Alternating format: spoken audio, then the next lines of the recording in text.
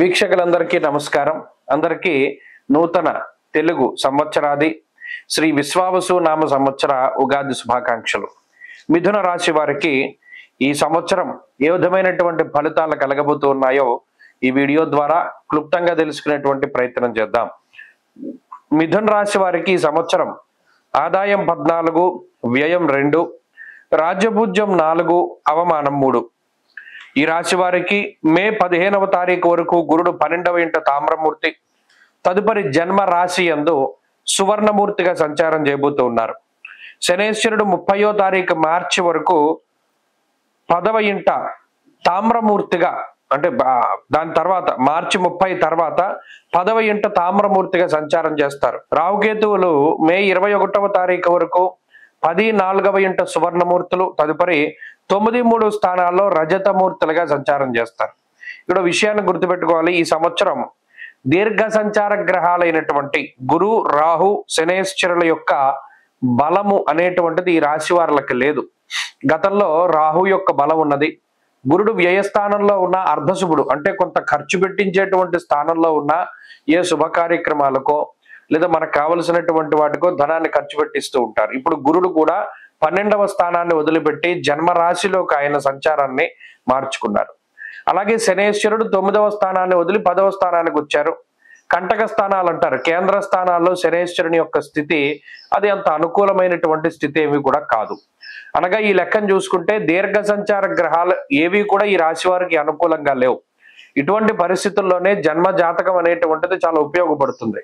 జన్మ జాతకంలో దశాంతర దశలు గనక యోగిస్తూ ఉంటే, మంచి దశలు మంచి అంతర్దశలు గనక కొనసాగుతూ ఉంటే వారికి శుభ ఫలితాలు అనేటువంటివి వస్తాయి. అయితే ఇప్పుడు ఈ సంవత్సరంలో మృగశిర నక్షత్రం వారికి కందాయ ఫలం 2, 2, 1గా ఉన్నది. కాబట్టి వీరికి సంవత్సరం చివరిలో ఉండేటువంటి 4 నెలలు కూడా యోగ్యంగా ఉంటాయి. ఆరుద్ర నక్షత్రం వారికి కందాయం 5, 0, 4గా ఉన్నది. మధ్య శూన్య మనోవ్యధ అన్నారు. అంటే మధ్యలో 0 వచ్చింది కాబట్టి మానసికమైన క్లేశములు అనగా సమస్యలు ఈ రాశి వారికి ఈ సంవత్సరంలో ఎక్కువగా ఉంటాయి. పునర్వసు నక్షత్ర జాతకులకి కందాయ ఫలం 0, 1, 2గా ఉన్నది. ఆది శూన్య మహావ్యాధి అన్నారు. అంటే వీరికి ఆరోగ్యం పట్ల శ్రద్ధ అవసరం. ఈ మృగశిర ఇది పునర్వసు నక్షత్ర జాతకం వారికి. ఇక జన్మగురుడు, దశమ శనేశ్వరులు కొంత ప్రతికూలమైనటువంటి ఫలితాలను ఇస్తారు. మరి 1, 10 స్థానాలు అవి 2 కూడా కేంద్రాలు కాబట్టి దీనివల్ల రాజకోపో యశోహాని ఉద్యోగస్య విరోధకం. ప్రత్యేకించి గురు శనుల యొక్క సంచారం ఎప్పుడూ కూడా ఉద్యోగాన్ని ఎలా తీసేద్దామా అనేటువంటి దానిపైన ఉంటుంది. కాబట్టి మిథున రాశి వారు ఈ విషయమే చాలా జాగ్రత్తగా ఉండాలి. అటు దశమంలో శనేశ్వరుడు కూడా వ్యాకులం శోక సంతాప పాపం ఉద్యోగ విఘ్నకం అన్నారు. అది ఉద్యోగానికే విరోధం, ఇటు ఉద్యోగానికే విరోధం. అంటే చేస్తున్న ఉద్యోగంలోంచి ఎలా తీసేయాలా అని 2 గ్రహాలు పనిచేస్తూ ఉంటాయి. విపరీతంగా స్ట్రెస్ పెరిగిపోతూ ఉంటుంది. ఉద్యోగంలో భయంకరమైనటువంటి ఒత్తిడి ఉంటుంది. ఉద్యోగం మనం చేయలేము, మానేద్దాం అనేటువంటి స్థితికి వెళ్ళిపోతారు. కొన్ని అలానే మానేద్దామా అంటే ఖర్చులు ఎక్కువగా ఉన్నాయి, ఈఎంఐలు ఎక్కువగా ఉన్నాయి, ప్రతి నెల కట్టవలసినటువంటి బాకీలు ఎక్కువగా ఉన్నాయి. ఇలా ఏం చేయాలి? నచ్చినటువంటి ఉద్యోగం చేయలేము, చేసేటువంటి ఉద్యోగం నచ్చక, ఇలా మానసికమైనటువంటి సందిగ్ధావస్థని ఈ రాశి వారు ఎక్కువగా ఎదుర్కోవడానికి అవకాశం ఉంటుంది. అలాగే అయితే ప్రత్యేకించి ఈ గ్రహస్థితి మాత్రం దూర విద్య, విదేశీ విద్యకి ప్రయత్నం చేసేటువంటి వారికి మాత్రం కొంత అనుకూలంగా ఉంటుంది. ప్రత్యేకించి బరువు బాధ్యతలు ఎక్కువగా ఉంటాయి. కుటుంబం కోసం ఎక్కువ కష్టపడవలసినటువంటి పరిస్థితులు ఉంటాయి. శారీరక శ్రమ చాలా ఎక్కువగా ఉంటుంది. శరీరం బరువు పెరుగుతూ ఉంటారు.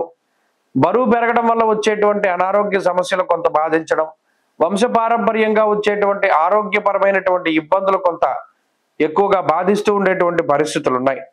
ఈ సంవత్సరంలో భూమిని నమ్ముకుని జీవనాన్ని సాగించేటువంటి వారు మిశ్రమ ఫలితాలని అందుకుంటారు.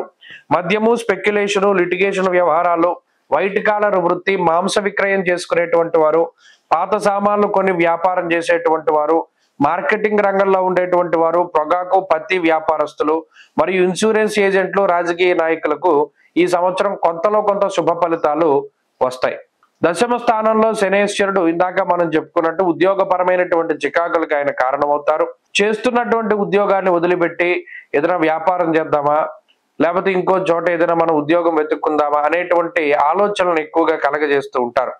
కాబట్టి ఎట్టి పరిస్థితుల్లోనూ చేస్తున్నటువంటి ఉద్యోగాన్ని మానకూడదు.